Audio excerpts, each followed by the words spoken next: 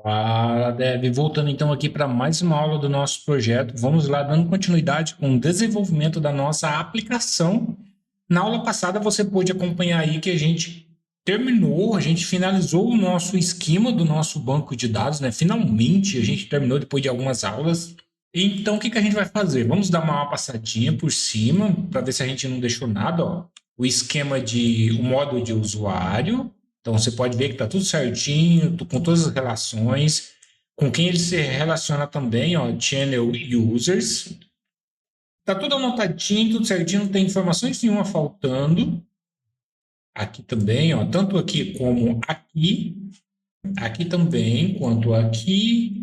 Vamos lá, ó, aqui também. Todos aqui também estão com as suas anotações.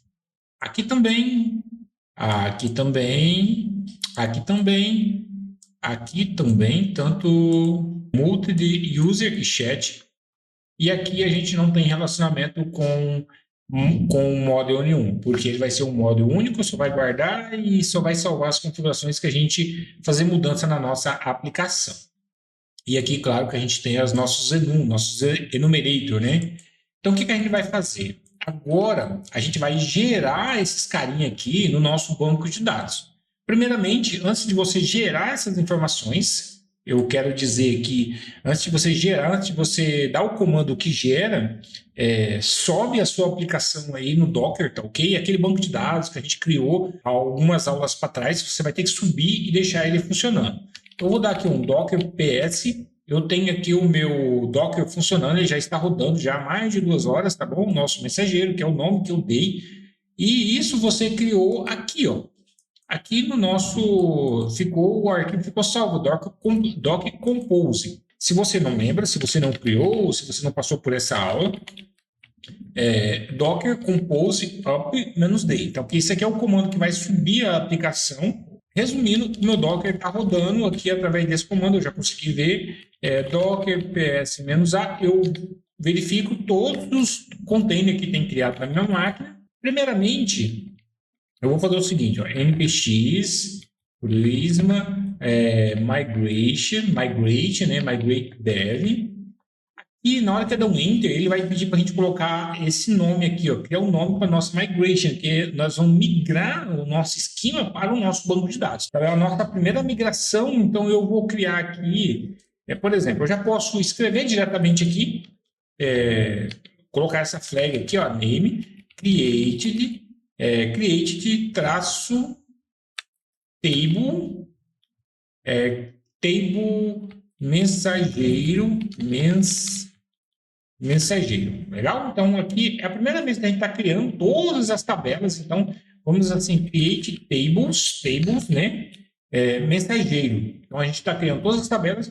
No momento que a gente fazer uma migração só de uma mudança, de uma determinada mudança, de algum módulo, de alguma outra informação, então você vai adicionar aqui, você vai criar uma nova migration especificando só para essa mudança, tá ok? Então aqui eu estou colocando de forma genérica porque eu estou criando todas. Depois que eu escrevi esse comando, eu vou dar um enter e agora vamos aguardar. Se não der erro nenhum, ele vai criar toda a nossa tabela no banco de dados. Então ele está pegando aqui, ó, data source, postgre, mensageiro, esquema, está gerando, ó, ele criando as informações aqui e criou para a gente.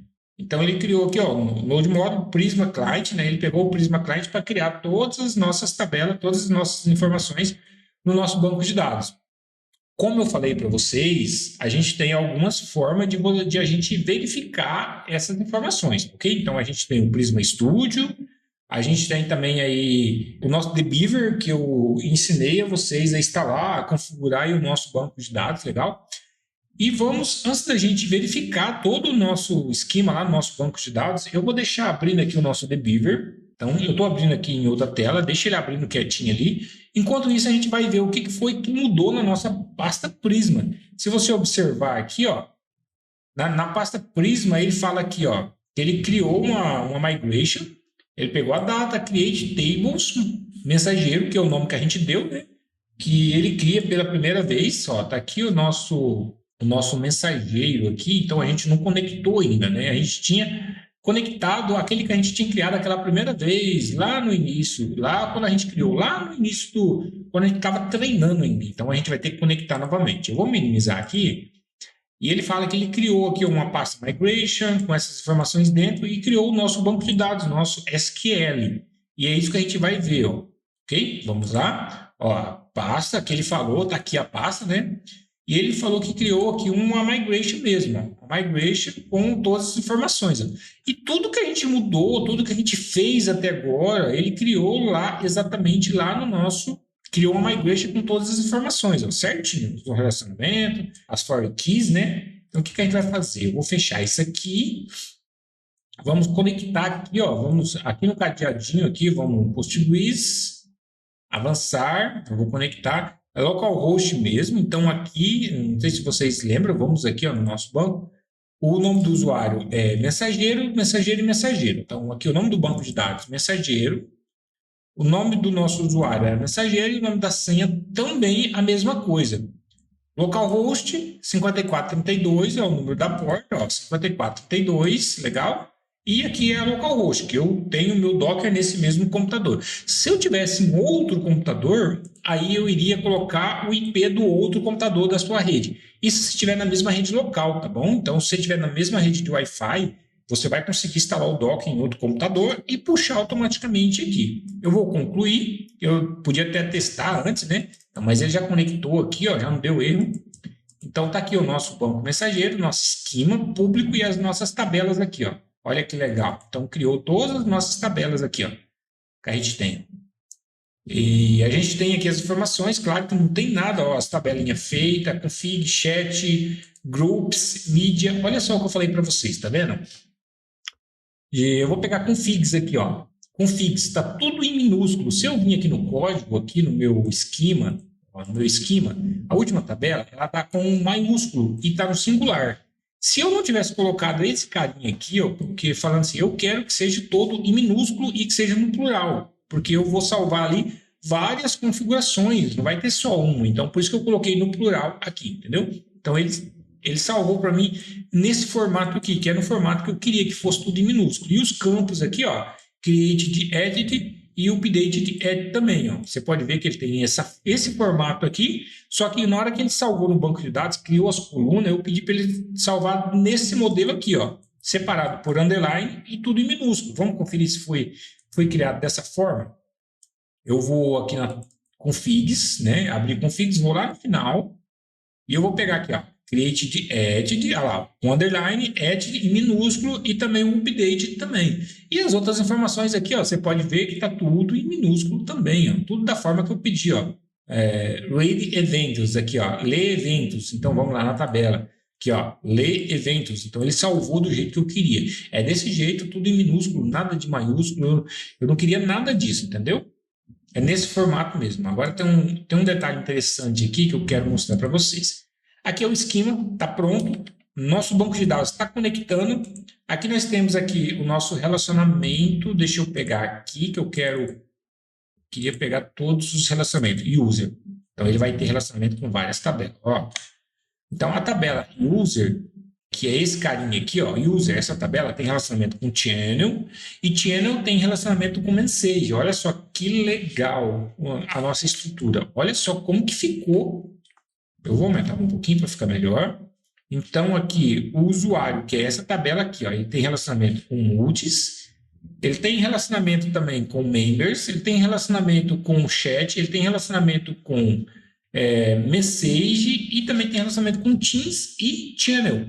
E olha só, o channel tem relacionamento com message, então aparece tudo os relacionamentos que a gente tem aqui, que legal, né? Bacana mesmo a gente poder enxergar a aplicação desse ângulo aqui. Eu acho muito legal, beleza? Então, só para que vocês possam ficar inteirados, se vocês instalarem essa aplicação, ela é uma aplicação maravilhosa, que vai dar muita informação para vocês, e vocês vão ter uma base aí para que possa explorar legal. O usuário, aqui eu estou pegando o meu time aqui, ó. Então ele está mapeado aqui, ó, meu time. Ele tem relacionamento com user, ok? Então aqui, ó, ele consegue mapear até que campo que ele está ainda. O user, member ID. Esse member ID se relaciona com o ID do meu user, legal? Só para que vocês possam entender. E aqui já tem a nossa tabela, já nosso banco está conectado. Agora, o que a gente vai fazer? A gente vai executar a aplicação. A gente vai executar a aplicação para ter certeza que a nossa conexão está funcionando. Então, se você tiver dúvidas sobre o comando, como executar, vocês vão vir aqui no package.json e aqui vai ter o comando aqui, ó, start 2.dev, ok? Então, você vai vir aqui, ó, em yarn start 2.dev e vai dar um enter, ok? E assim a gente vai conseguir verificar se a nossa aplicação quebrou, se você teve problema com o banco de dados, conexão de variável. Então está aqui, ó, a aplicação Nest foi startada com sucesso, legal? Então está aqui, a gente não teve problema nenhum. A gente poderia já usar aqui um Postman até para fazer uma requisição, mas a gente não tem nenhum módulo ainda, né? Então nessas próximas aulas a gente vai estar criando o nosso primeiro módulo. E a gente vai já conseguir ter o nosso primeiro módulo aqui, a gente vai entender um pouco sobre criação de módulo, sobre criação de arquivo, como que funciona, legal? Então, pessoal, valeu, um abraço e até a próxima aula.